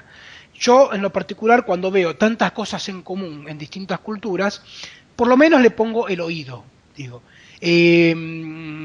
A nivel astrológico también la situación ha cambiado, a nivel astronómico, y hablan de que este es el momento en donde el ser humano tiene que tomar a nivel personal una decisión, y es despertar o seguir dormido. Pero no dice que hay que intentar despertar a los demás, es o despierto yo o el que quiera seguir dormido que así lo siga. Si no, lamentablemente caemos, como bien decías, en ese afán de que de repente uno... Es que la sensación de descubrir algo produce un movimiento, una energía tan especial en uno, que lo primero que quiere hacer es, amigo, amigo, hermano, hermano, ¿no? Pero no es así, lamentablemente. Oye, y a mí, claro, pero eso son, digamos que, satisfacciones personales. Claro, exacto. Cuando yo, investigando para el libro anterior, descubrí algo que se llama la estela de Meshá, Ujú. que es la estela de un rey moabita de nombre Meshá, o en la Biblia también está como Mesá. En esta estela, él dice como típico, como toda crónica, los reyes comienzan diciendo yo soy tal, rey de tal, hijo de tal, dominé de tal parte, o sea, en fecha, y narra sus hechos históricos, ¿no? En una parte de esa estela, este rey Mesá dice, y Dagón, no es Dagón, sí, Dagón me dijo, ve y ataca a Israel. Dagón era su dios. Ujú. Este rey estaba narrando cómo su dios le habló. Y eso es una evidencia crucial para mí. Cuando descubrí eso, yo me puse así, wow, increíble. Y mi mamá está sentada ahí, que me estaba viendo. ¿Qué te pasa? Me dice. Y yo, mi mamá es recontra católica, mi mamá todos los días escucha el rosario. Bueno, te imaginarás. Sí, sí, sí, Y sí. yo, era tal mi emoción que igual se lo conté, aunque no lo iba a entender. Ya, pero era una prueba evidente Claro, de que como Dios que habla con su pueblo, no era el único el caso del Dios bíblico. Bueno, claro. esto me ha pasado ahora en mi nuevo libro, cuando encontré un documento que se llama el Sefer Raziel Hamarach, o el libro del ángel Raziel. Ujú. Es una cosa que yo, porque dentro de mi nueva teoría, o sea, dentro de mi nueva hipótesis, hizo o sea, fue como, digamos, que el eslabón perdido en mi teoría nueva. Claro, porque mi nueva teoría, Enlil es el Enlil de los textos mesopotámicos, es el o el Shaddai de los patriarcas hebreos, o sea, de la época patriarcal, la época anterior al tiempo en Egipto. Y de esto hay muchísimas pruebas de que esos judíos adoraban a un dios que se llama El. Entonces, para mí Enlil, bueno, perdón, El. de ahí viene el nombre, o uno de los nombres de Dios, que es Elohim, también, digamos. Así es. Ahora, para mí, Él es Yahvé. Antes yo pensaba que Él y Yahvé eran dos entidades diferentes. Ahora yo pienso que es el mismo ser. Lo que pasa es que con diferentes actitudes, porque lo que sí no hay que, es innegable, es que en actitudes, o sea, el Dios que contactó a los patriarcas, es muy diferente al Dios de los hebreos. Por ejemplo, un caso puntual. Y esta diferencia ha hecho a muchos pensar que son dos seres diferentes. Un caso puntual, por ejemplo, cuando Abraham, Isaac, Jacob, cuando Jacob ya tenía edad para buscar esposa, su mamá, Rebeca, lo mandó a buscar esposa a su tierra para que se case con una persona de su misma familia. Ellos vivían en Canaán y su mamá no quería que se case con una cananita. Entonces lo mandó donde Labán, donde el hermano de Rebeca, para que busque esposa allá. Entonces, Labán tenía dos hijas, Lía y Raquel. Entonces, fue para allá Jacob, le gustaba una, pero como era la menor, tenía que casarse, porque en la tradición era que se tenía que casar primero la mayor. Bueno, Sí. el tema es que el sabido de Labán lo hizo estar ahí trabajando por las hijas muchos años a Jacob, como esclavo prácticamente, para poder tener a sus dos mujeres. Que Jacob tuvo un momento que huir, no lo dejaba ir, se tuvo que huir. Entonces una noche cogió a sus dos mujeres, Lía, Raquel, y a sus otras dos mujeres más, que eran las esclavas de las dos mujeres, porque tuvo 4 mujeres, que fueron Lía, Raquel y las dos esclavas, la esclava de Lía y la esclava de Raquel. Fue con todas sus mujeres y sus hijos y todo huyendo en la noche, huyendo de su suegro Labán. A la siguiente Labán se entera y sale en la persecución de Jacob. En el camino, Dios le habla a Labán y le dice: hey, ojo, cuidado con ser brusco con Jacob, que es mi protegido. Ya. Por ejemplo, ese es el Dios de los patriarcas. Yahvé, el Dios de Moisés, ¿qué hubiera hecho? No le dice nada. Le tira un rayo. Yahvé lo incitaba y después lo mataba. Y Claro. después le decía: mira, Jacob, mira mi poder, para que mostrarte mi poder. Entonces, este es un caso muy puntual de cómo diferentes son esas personalidades. Lo cual a muchos los ha llevado a pensar que son dos seres diferentes, y lo cual a mí también me llevó a pensar así antes. Ahora, ¿qué es lo que pienso? Que él y Yahvé son el mismo ser. De hecho, cuando Yahvé habla con Moisés y le dice: yo me manifesté a Abraham, Isaac y Jacob con otro nombre, pero no le revelé mi verdadero nombre. O sea, él confiesa eso. Entonces, lo que pienso ahora es que él y Yahvé son el mismo, pero Yahvé cambió, o él cambió, de nombre y de actitud como estrategia. Y yo sospechaba esto, y el libro del Ángel Raziel me lo confirmó. En ese libro uno puede, porque es un libro muy esotérico, yo no sé mucho de cosas esotéricas ni de cábala, pero por lo que interpreto, tiene mucho que ver la resonancia, el poder del pensamiento, de las palabras. Entonces, inclusive, según mi nueva teoría, el cambio de nombre de él a Yahvé tiene también relación con el cambio de nombre de Abraham a Abraham. Ah, bueno, de Sarai a Sarai, lindo tema de ese. Jacob a Israel. Todo tiene lo mismo, todo tiene, o sea, el cambio de nombre de él a Yahvé tiene el mismo origen. Pero eso lo dejo como expectativa para cuando esté mi libro publicado. Bueno. El tema es que cuando descubrí ese libro, lo que sí voy a adelantar es esto, que yo no sé si haya otro, pero es el único documento que yo conozco en que aparecen mencionados YHWH y él, o sea, los dos dioses en el mismo documento. Esta es la transición. La prueba de que son el mismo, porque hay unas pruebas, hay personas que piensan y no tienen también pruebas para pensar así, que Yahvé es más bien Marduk. Pero yo pienso que no, que es Enlil en su forma de él. Pero bueno, este documento prueba la transición de él a Yahvé. Bien. Y Bueno, cuando descubrí eso, de casualidad, yo dije, oh, aquí está todo, cierro el círculo con esto. Bueno, ya después lo verán en el próximo libro. David, esto que nos estás mencionando de tu nueva investigación respecto del arcángel Raziel, o del ángel Raziel, me hace acordar algo que hablamos en el encuentro anterior, que aparte mucha gente se ha interesado y nos pregunta, y es la relación también con otro personaje, arcángel, que es Gabriel. Y teniendo en cuenta que la palabra ángel en su etimología es mensajero, yo te quiero preguntar, ¿qué tienen tanta influencia estos arcángeles en toda esta investigación que vos estás haciendo? Ya, mucha influencia. Porque, a ver, primero para aclarar, ángel es mensajero. Y la diferencia entre ángel y arcángel, hasta donde yo entiendo, es que los arcángeles eran los únicos seres que podían soportar la presencia de la deidad. Porque se dice que está tan poderosa que solamente los de más alto grado podían soportarlo, y eran los arcángeles. Ya. Gabriel, en algunas culturas le dicen arcángel, como los musulmanes, por ejemplo, y en otras le dicen ángel, pero es el mismo Gabriel. Ahora,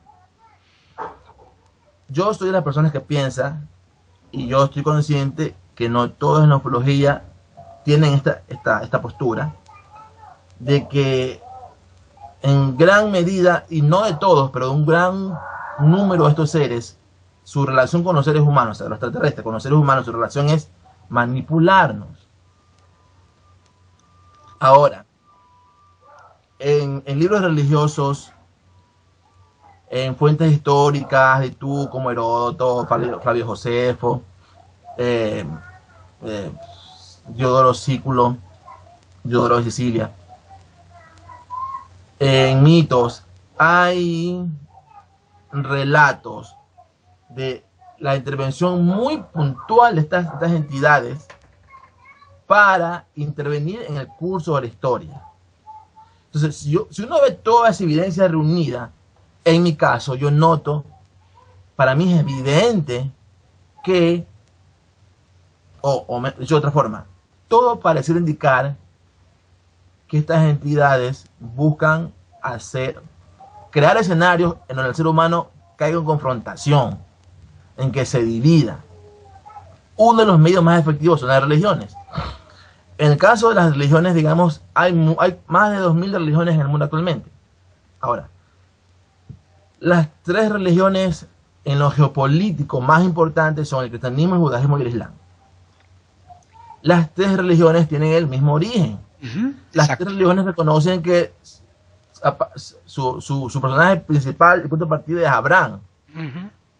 Ahora, en el caso del judaísmo, Gabriel aparece mencionado por primera vez en el libro del profeta Daniel. Mira, el libro de Daniel es un libro muy importante con lo profético. Es como el Apocalipsis, pero el Antiguo Testamento. Gabriel hizo revelaciones que, según muchas personas serias y no necesariamente religiosas, predecían eventos del futuro cercano y lejano. Por ejemplo, cuando Daniel escribió su libro, era en la época en que los judíos eran cautivos de Babilonia, gobernados por los babilonios. El imperio babilonio cayó por la invasión del imperio persa, guiado por Ciro. Después los persas fueron sometidos por los macedonios, guiados por Alejandro Magno. Y todas esas cosas las anticipa Daniel, en su libro profético. Entonces, hay una visión muy famosa de Daniel que ve cuatro monstruos, son muchas, pero bueno, tiene una visión en la cual él no puede entenderla muy bien.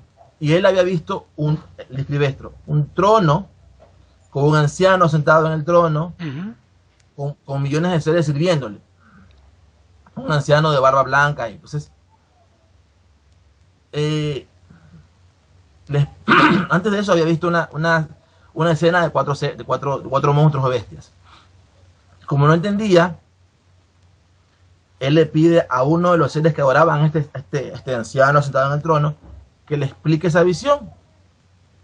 Entonces el que estaba ahí le dice: la cuarta bestia significa que en el futuro vendrá un reino, del cual saldrá un rey que intentará suprimir las festividades y la ley, pero Dios no lo permitirá. Gabriel tiene luego más visiones y nuevamente, como no entiende, convocan a alguien para que se lo explique. Y en esa nueva oportunidad, ahí aparece el nombre, Gabriel, explícale la visión. Entonces, le explica las visiones futuras. Mi teoría es que el mismo que le explicó el primero es el que le explicó después, Gabriel. Y si eso fuera así, Gabriel, al decirle, en el futuro vendrá un rey que pretenderá suprimir las festividades de la ley, hay dos posibilidades que encajan en eso, en personas que hicieron eso. ¿Tú quiénes piensas que pueden ser? Bueno, Una es Jesús. Exactamente. Pero hubo otro antes, que es Antíoco Epifanes. Y en la época de Antíoco Epifanes, son los famosos los macabeos, porque los macabeos resistieron eso. ¿Se acuerdan que Antíoco, para profanar el templo, hizo que a una cerda que la sacrifiquen? Un cerdo es un animal impuro para los judíos. Exacto. Ya, ahora. Pero más allá de si se refería, ¿a cuál de los dos se refería? Porque tanto Antíoco como Jesús después intentaron hacer eso, suprimir la festividad de la ley. Antíoco no lo consiguió, pero Jesús sí. ¿Verdad? Exactamente. Ahora, si fuera Gabriel ese el que le dijo esto a Daniel, entonces aquí tenemos a un Gabriel en una postura pro-judía. ¿Sí o no? Este mismo Gabriel es el que siglos después anuncia con bombos y platillos el nacimiento de Jesús, que haría justamente eso, suprimir las festividades de la ley. Inclusive Jesús una parte dice, la ley y los profetas llegan hasta Juan Bautista. Y Juan Bautista nació primero que Jesús. Ya.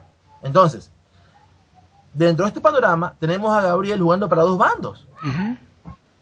Porque anuncia que eso no pasará, que no permitirá que nadie suprima las festividades de la ley, y luego anuncia como un platillo el nacimiento del que lo haría. Ya. Luego de 600 años, un poquito más, Gabriel aparece a un señor llamado Mahoma, le dicta, alguna persona dice que a la fuerza, el Corán. Y a raíz de ese evento surgiría una nueva religión, el Islam. Con puntos encontrados, tanto con judíos y católicos. Aunque siendo justo, y yo te digo esto, no soy un experto islámico, pero yo me leo el Corán y hablo desde ese punto de vista y lo he analizado. El Corán tiene una postura conciliadora, tanto con católicos, con cristianos, perdón, y con judíos. El Corán los invita, el Corán reconoce, el Corán dice en una parte, judíos y cristianos, vuestro Dios es nuestro Dios. Para los musulmanes, aunque en su libro su Dios aparece mencionado como Alá, en personalidad, en esencia, es el mismo ser mencionado en las escrituras hebreas y la Biblia cristiana. Totalmente. El que sacó, de Adán y Eva, el de las tribus, el que rescató esto a los israelitas, es el mismo Dios. De hecho, el Corán dice, nosotros hemos enviado a todos los profetas. A cada pueblo le enviamos un profeta que habla en su idioma. El Corán, y ya mismo llego a la parte de mi nuevo libro que hablo de eso, y es una cosa fascinante. Bueno, entonces, para los musulmanes, Jesús es importante. Claro.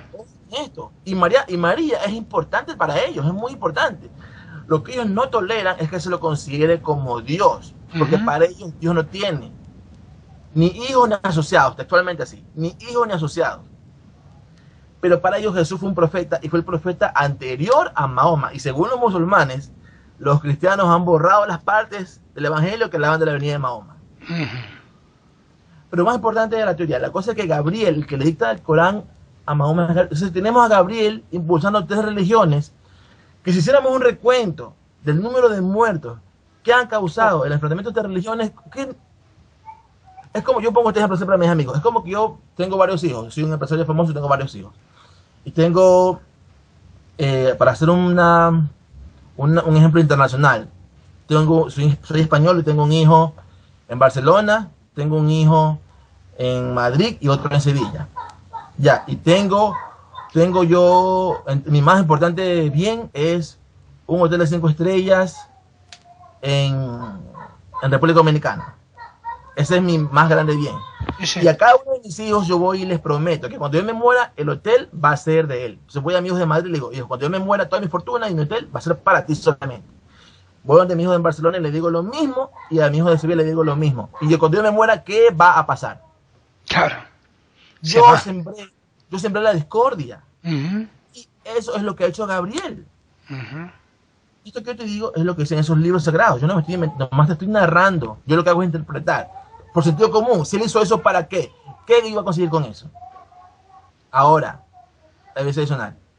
Estos son casos los más conocidos, pero si tú te pones a buscar más, tienes más casos de intervenciones, no necesariamente de ángeles, pero sí de seres luminosos, así, que han intervenido, digamos, con personajes claves en la historia. Por ejemplo, cuando Alejandro Magno, en la famosa batalla de Gaugamela, derrota a Darío III, él después empieza la conquista de esta parte, ¿no? Siria y Egipto. Alejandro quería llegar a Egipto porque él se creía hijo de Amón. Y él pensaba de camino, se pensaba que el camino iba a conquistar Jerusalén. Pero en ese momento había un sacerdote que se llamaba, no recuerdo el nombre, Jaudal, algo así. Dice que él salió a recibirlo a Alejandro a las afueras de la ciudad. Y Alejandro dejó a sus hombres y se acercó solo y se reunieron los dos. Dice que, esto supuestamente lo cuenta Pablo de Josefo, que llevó el rollo del profeta Daniel. Uh-huh. Y este señor, el sacerdote en ese momento, se lo mostró a Alejandro para mostrarle cómo las profecías de Daniel habían anticipado su victoria. Y Alejandro supuestamente dijo esto: yo anoche tuve una visión de Dios que me mostró a un anciano de vestiduras blancas que me mostraría algo importante. Y este sacerdote estaba vestido, era un anciano, estaba vestido de blanco. O sea, hubo una entidad, si esto fuera cierto, que preparó las condiciones para que Alejandro no destruyera Jerusalén. Uh-huh. Y se cuenta que Alejandro fue bueno con los judíos. Ya. Tienes varios casos. Tienes, por ejemplo, el caso de Constantino. Como lo dije antes, y este es un tema muy polémico, pues hay personas que dicen que estoy loco por decir esto, que no es así la historia. Una fuente de la música dice que pasó esto. O sea, todos sabemos que, geopolíticamente hablando, él necesitaba una religión que unifique su gran imperio. Uh-huh. La pregunta es, ¿por qué tuvo que coger al cristianismo? Si, por ejemplo, en la época de Diocleciano, en la época anterior a él, por ejemplo, en Diocleciano, todos hemos visto las películas en que los cristianos eran lanzados a los leones, ¿verdad? Claro. Eso pasó, eso no es invención, porque los cristianos eran perseguidos al comienzo. Uh-huh. ¿Ya? Entonces, era una religión minoritaria, no influyente. La pregunta es por qué él, para escoger, tenía muchas. Inclusive, había unas más influyentes que no se puede decir que era la que todos seguían, pero si escogemos la que tenía más seguidores, eran otras religiones. Pero él escogió esa, la religión de unos pocos, e insignificantes. Entonces, hay una versión que dice que él tuvo un sueño en que le dijo que tenía que seguir, imprimir las iniciales de Jesús en sus escudos y iba a ganar. Y así fue como escogió el cristianismo. O sea, tenemos otra intervención sobrenatural que incidió en esto, porque mira, sin ese suceso de Constantino escogiendo como religión oficial el cristianismo, no sería lo que es hoy el cristianismo. Esa fue la clave. Porque Roma después impuso el cristianismo en las otras religiones, en los otros sectores de Europa. Totalmente. Ahora, también tenemos, por ejemplo, un caso parecido en la historia de Carlos Magno. Esto me enteré ayer. Carlos Magno tuvo un sueño. A través de ese sueño, él pudo conocer a la persona que le reveló los planes que estaban en contra de él para matarlo. Uh-huh. Tenemos otro caso. Tenemos el caso de Hitler. Mira, sin Hitler no hubiera habido Segunda Guerra Mundial. O sea, a ver, yo conozco, históricamente había un resentimiento en el pueblo alemán porque salieron mal parados de la Primera Guerra Mundial, de 1914 a 1918. Hitler aprovechó eso, incentivó eso para generar la Segunda Guerra Mundial. O sea, él quería conquistar Europa y el mundo. Él aprovechó el resentimiento del pueblo y buscó una excusa a los judíos, porque había una época de crisis económica, culpó a los judíos. Bueno, se fueron dando las cosas para que él le diese como máximo líder y de esa posición influir. Ahora, cuenta de Hitler que tenía un poder como de seducción, como de hipnosis, que te hacía hacer las cosas más descabelladas, por descabelladas que sean, pero por el poder de su palabra. Y Hitler contó esto, que él, como fue soldado en la Primera Guerra Mundial, dice, contó esto él, que habían terminado de cenar y una voz le ordenó que se moviera donde estaba. Del sitio donde estaba, en la trinchera, se moviera. Y como fue como una orden, él obedeció. Caminó unos 20 pasos y luego de eso cayó un obús, una bomba, en el sitio donde estaba antes. O sea, esa voz le salvó la vida. Sin esa intervención no hubiera habido Segunda Guerra Mundial. Claro. Tenemos casos parecidos con Napoleón, con Simón Bolívar, de intervenciones sobrenaturales. O sea, es como que estas entidades intervienen en momentos clave de la historia para decidir. Hay un caso también de la guerra de los 100 años entre Inglaterra y Francia. Juana de Arco era una contactada. Y esto aún no lo he confirmado, pero tengo una fuente que tengo que confirmarla, que del otro lado, William Wallace también un contactado. O sea, tenemos dos contactados en ambos bandos que les daban pelear por su patria. Todos estos eventos reunidos a mí me dan el panorama de que estas entidades intervienen, pero generalmente intervienen para nuestro mal. Ese es mi punto de vista. Sí. Y yo lo que trato de hacer es reunir eso. Ahora, si aceptásemos eso, entonces la pregunta es ¿por qué? ¿Qué ganan ellos haciendo esto con nosotros? Y ahí viene esta otra parte también más polémica aún, de las energías como alimento de los dioses. Totalmente. Las energías de sufrimiento como alimento. Yo, a muchas personas muy serias, a las que respeto mucho, esto le parece descabellado, respeto mucho eso, pero como explicación, hasta ahora me parece la que más le ha sentido a todo el panorama. Sí, aparte... Es como que se alimentaran, como que provocan el sufrimiento para alimentarse de eso. David, de esto que vos estás diciendo, que aparte ya es un tema en sí mismo que merece un programa exclusivo porque hay mucho para hablar al respecto. Por suerte en el encuentro anterior que tuvimos relataste mucho respecto a lo que has investigado de los sacrificios, pero vos fíjate que te voy a nombrar una fuente totalmente distinta a la que vos estás nombrando para llegar al mismo lugar. La sabiduría tolteca, por ejemplo, que es la que nos transmiten las culturas mesoamericanas, hay un libro de Castaneda donde relata sus encuentros con don Juan Matus, que era el indio yaqui que lo instruyó en estas enseñanzas, y hay un relato muy particular en donde le cuenta que el ser humano cree que es lo más alto en la cadena alimenticia, y se lo cuenta así tal cual. O sea, vos lo ves y decís, esto lo escribió Kangá. No, pero digo, le cuenta que el ser humano comete el error de creer que es lo más alto en la cadena alimenticia a nivel de energía, y le relata que así como nosotros nos alimentamos de los animales, hay entidades que no las nombra como extraterrestres, las nombra como energías y interdimensionales, que se alimentan de las emociones y que el ser humano ni siquiera sospecha,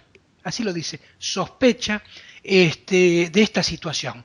Está claro entonces que vamos a otra mitología, de un conocimiento que no tiene nada que ver con supuestamente con lo que vos estás narrando, y nos cuentan algo muy similar. Está claro, David, que es muy ingenuo pensar que el ser humano, así como en algún momento creyó que era el centro del universo, que la Tierra era el centro del sistema solar, lo mismo pasa con este tema. Está fuera de nuestro alcance estas consideraciones. Lo mismo digo, quien guste el texto que estoy mencionando, me lo hace llegar a través del correo o de un mensaje y les digo exactamente la fuente donde está. David, y quiero hacerte una pregunta, ya que el tema que estás hablando me da la pauta para hacerte una pregunta, medio descolocante, pero que son lindas, y vos estás nombrando de sucesos que han cambiado la historia de la humanidad. Mirá lo que te voy a preguntar. Si vos tuvieras la máquina del tiempo ahora y tuvieras la posibilidad de influir en uno de estos hechos, ya sea en el pasado como en el futuro, esta es una pregunta recurrente que le hacemos a nuestros invitados. ¿A dónde irías? ¿Pasado, futuro? ¿Y qué cambiarías? Por ejemplo, si fueras al pasado, ¿qué situación cambiarías respecto del presente? Y si fueras al futuro, ¿qué situación de mensaje le dirías respecto de aprendizaje en cuanto a lo que sucede en el presente? No sé si te la complico o no, pero ya que estás nombrando sucesos que han cambiado la historia de la humanidad, me pareció que es un buen momento para hacerte esta pregunta. Ya, bueno, yo iría al pasado, pero yo no iría con la intención de intervenir en el pasado, porque yo si interviniera en un momento clave, ¿cómo yo sé que mi intervención va a causar en el futuro más mal que bien? Eso nadie me lo puede garantizar. Muy sabio. Ya, a mí se me gustaría ir, pero como observador. Por ejemplo, a mí me gustaría conocer a Alejandro. Alejandro fue lo más grande como genio militar en la historia de la humanidad. Muchos piensan que él era un elegido de los dioses. Él mismo se creía hijo de Amón, porque su mamá se lo había dicho.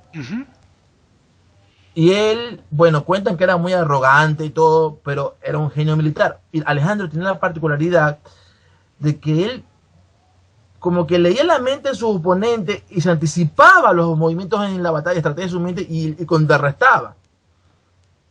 Entonces, a mí me gustaría por lo menos conocer a una persona como era. Dicen que era rubio, alto, como son los griegos, ¿no? Porque para mí, como genio militar, fue lo más grande. No como persona, porque también, pero bueno, hay que conocer las cosas en su contexto histórico. Totalmente. Me gustaría conocer a Alejandro. También me gustaría conocer el pasado a un músico y a un escritor. A Dostoyevsky. Me hubiera gustado conocerlo en vida porque yo tengo una admiración especial por Rusia en general. Porque por sus músicos y no hay un escritor ruso que sea malo. Todos son fantásticos. Pushkin, Chekhov y Dostoyevsky. Bueno, solo algunos no. Pero yo admiro mucho a Dostoyevsky. Entonces, me hubiera gustado conocerlo en persona, aunque sea, digamos, no por lo menos, si yo sé, por ejemplo, que tal fecha estuvo en un sitio, yo, en un restaurante, yo poder sentarme a 2 metros y verlo como era. Y otro más, a Vivaldi. Mira. Porque a mí me gusta la música clásica. Bien, qué abanico de gustos. Clásica, me gusta mucho el estilo de Vivaldi, a mí me gusta mucho el violín. Y para mí, por ejemplo, para mí, honestamente, te digo esto lo puse en mi muro de Facebook, Ferrometro Facebook. Las 4 estaciones de Vivaldi deberían ser declaradas Patrimonio Intangible de la Humanidad. Para mí es una cosa tan maravillosa, y yo amo la parte del invierno. Hay una alemana que se llama Claudia Fischer, que es un genio musical, toca el piano, toca también el violín, y la forma, porque hay tocadas y tocadas, ¿no? Para mí es quien mejor interpreta las 4 estaciones. Y la parte del invierno es una cosa tan maravillosa que yo admiro a Vivaldi. Hay personas que piensan que él era muy repetitivo y que todo se parece, pero yo no sé, pero amo el estilo de Vivaldi. También hubiera conocido a Vivaldi, sí me hubiera gustado conocerlo y yo hincarme, cogerle la mano, besarle la mano y decirle maestro. Bueno, está bueno. Ahora, David, una preguntita que vuelve a estar servida en bandeja con el tema que estamos tratando. Hay una teoría también que nos dice lo siguiente, que va de la mano de esto que vos estás diciendo. ¿Vos crees que hay alguna posibilidad dentro de este casi entorno ciencia ficcionario que estamos hablando, de que esas intervenciones a lo largo de la historia pueda ser algún tipo de hombre del futuro que viaja en el pasado para modificarlo? No lo descarto. No lo descarto, pero tampoco lo aceptaría como única fuente. Es decir, hay quienes piensan que todas las intervenciones de supuestos extraterrestres son humanos del futuro, lo que implicaría que no existe en el universo más inteligencia que la humana. La humana actual es la humana del futuro, pues.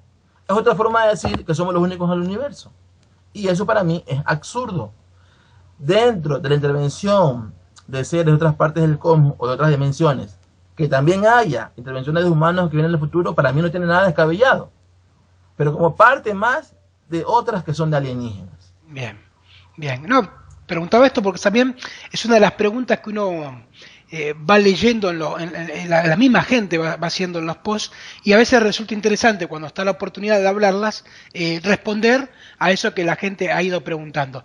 Y bueno, y David, ya Sí, sí. como para ir cerrando nuestro encuentro muy grato, quería preguntarte nada respecto de tus proyectos, en qué estás con tu libro, próximas entrevistas, bueno, lo que gustes contarnos. Sí, estoy en mi libro. El proyecto que tengo es el proyecto del libro. El próximo libro cuyo título es La conspiración del ángel Gabriel. Bien, Um, Estoy el capítulo 8 9. Faltan como unos 3 o 4 capítulos más. Eso lo haría unos 2 o 3 meses más. Lo que pasa es que como ahora tengo más gente que me escribe y que me llama, me quitan tiempo. Yo soy un proletario como ustedes, entonces yo el tiempo que no trabajo dedico al libro, pero a veces el tiempo que no trabajo tengo que escribir y me encuentro con mensajes y cosas y yo estoy así con esta disyuntiva de que y buscarme tiempo donde no tengo. igual, es el precio de la fama, David. Pero les agradezco mucho a todas las personas que me escriben, me siento muy honrado. En la mayoría de los casos no soy merecedor de tanto elogio, pero la intención es lo que cuenta y yo la verdad es que le agradezco mucho. Y bueno, ese es mi proyecto y la verdad es que yo quisiera con ese libro cerrar el vínculo, ya hacer el tema de Yahvé y quién es Yahvé, porque pienso que ya he dedicado demasiado tiempo a eso. Y no digo que no escribiré más en el futuro, pero como que quiero ir cerrando, es decir, por ejemplo, este libro, yo estimo que será un libro de unas 700 páginas. Ah, bueno, Entonces quiero hacerlo lo más fundamentado posible y con eso cerrar ese círculo y después que vengan las otras generaciones que lean mi libro y encuentran mis fallas y me refuten, escriban más y más y más y bueno. bien. Y alguna entrevista que tengas en vista, algún lugar donde podamos encontrarte próximamente? Ya, yo soy muy abierto a las entrevistas, no soy una persona mediática, para mí o sea, he estado en la televisión un par de veces, en la radio, pero no es algo de mi vida diaria, es lo excepcional de mi vida diaria. A raíz de la entrevista anterior, publicada en internet, en YouTube, hay personas que me han propuesto otro par de entrevistas más. Y yo, no, en principio, no estoy opuesto a eso, pero básicamente más que esto, mi vida, no tengo mucho más que contarles. O sea, lo que sé, un poco entre lo que vieron en el video anterior y esto, básicamente saben cómo pienso. Bien. Bueno, y una Entonces, última, bueno, pero ¿hay algo en vista? ¿Algún... Oh, o sea, el otro libro y publicarlo en los medios posibles, y eso por el momento. bien, Después no sé, no está en mis planes escribir sobre el mismo tema. Aunque Jaime Rodríguez me dice, David, eso es imposible porque yo te veo como tú eres apasionado y eso no va. Bueno, es mi intención cerrar ese círculo. bien. Porque, o sea, a mí me apasiona realmente la ufología, o sea, ese aspecto. Pero no es lo único que me apasiona. Hay otras cosas en la vida que me apasionan. A veces uno, por leer sobre estas cosas, no tiene tiempo para leer sobre otras. Me gusta la literatura clásica. Hay muchas cosas gracias que no he leído. Y yo quisiera, cuando publiques otro libro, quisiera un tiempo dedicarle a lo otro que también es importante para mí. Yo Ujú. me he leído la mayoría de los libros de Dostoyevsky, quiero terminarlos todos, por ejemplo. Sí, sí, sí, Y sí. por estas cosas yo me he privado de las otras cosas que también me gustan. Bueno, eh, ojalá tengas también tiempo para esto y bueno, el manejo del tiempo es uno de esos secretos que tenemos que aprender. Última preguntita, David, ya ahora sí para ir cerrando, una pregunta off topics. Eh, ¿Vos qué crees que está pasando en Ecuador? Que está surgiendo una, no voy a decir generación porque no es una cuestión de edades, pero hay varios compatriotas tuyos, como es por ejemplo el caso de, independientemente de lo que investiguen, o de acuerdo o no con las teorías, por ejemplo el caso de Ruth Rodríguez, bueno, tu caso, está un amigo también de la casa que es Johnny Guzmán, que tiene un programa donde expone teorías respecto de estos temas, Vos nombrabas antes a tu maestro en cuanto a la ufología. ¿Qué crees que está pasando en Ecuador? Lo de la Cueva de los Tallos, un tema histórico también en Ecuador. ¿Por qué crees que está pasando en Ecuador? Que hay como esta movida que no se ve tanto en otros lugares respecto de personas que están intentando transmitir estos mensajes. ¿Vos crees que hay algo en particular que haga que suceda esto o es el azar?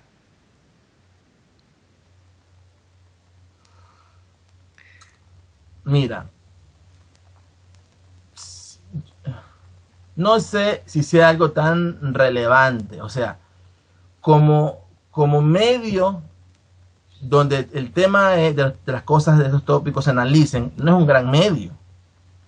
Hay otros países, México, Argentina, donde este tema tiene mucha más difusión y hay mucho más campo para esto. Si tú comparas como medios, como sociedades, no es un gran medio la ecuatoriana comparada con las demás.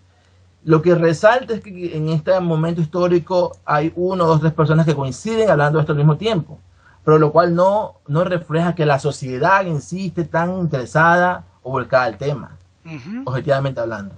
Sí, te entiendo. Claro, para esto también lo tenemos en cuenta, la cantidad de población, y hacemos una relación, es bastante importante, digamos. Pero me alegro porque aparte uno se siente muy a gusto cuando se encuentra con gente así de tu carisma como para hablar de estos temas, sobre todo teniendo en cuenta esto que mencionamos. David, ahora sí, última cuestión, ¿dónde te encuentra la gente? ¿Cómo te contacta? ¿Cómo página web, canal de YouTube, Facebook? Ya, en mi página web, tú la vas a poner ahí cuando terminemos la entrevista, que igual es davidcangacoroso.com. Asimismo, con ese nombre, David Cangacoroso, me encuentran en Facebook. Y para mis libros, lo pueden comprar en mi página web en formato PDF o hacer las gestiones para el envío físico. Y si quieren en formato ebook o Kindle, en Amazon, que también está en Amazon mis libros. Y te Con mi encuentran. nombre buscan David Cangacoroso y también encuentran. Te encuentran. Bueno. O buscan con mi título, como escritor, con mi nombre, como David Cangá, o con el nombre de mis libros, Enmascarando Yahvé o el otro libro. Bueno, David, sinceramente un gusto. Y están pendientes dos encuentros, al menos.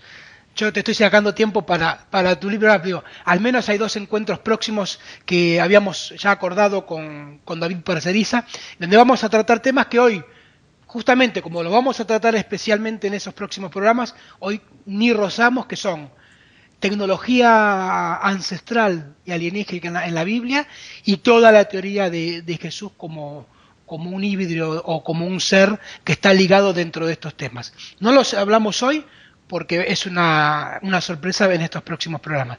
Así que será entonces a estos próximos encuentros y te agradezco muchísimo tu tiempo, tu amabilidad, tu carisma y sobre todo porque hoy de la buena manera hemos desenmascarado a David Cangá y hemos conocido la persona que está detrás del investigador, que a mí en lo particular y sé que a mucha gente nos interesa porque si no se termina transformando en gente que habla de un tema y cuando le ves la vida decís hay incoherencia. Sin embargo, cuando hacemos estas cosas descubrimos que detrás de ese gran investigador también hay una gran persona. Te agradezco mucho, David, acompañarnos. Muchas gracias por tus palabras y por el tiempo y por la publicidad que me hace. A mi amigo un gusto y bueno, estamos encontrándonos en estos próximos programas y gracias a ustedes también por acompañarnos y será hasta el próximo videoprograma de Tu Propio Camino.oro.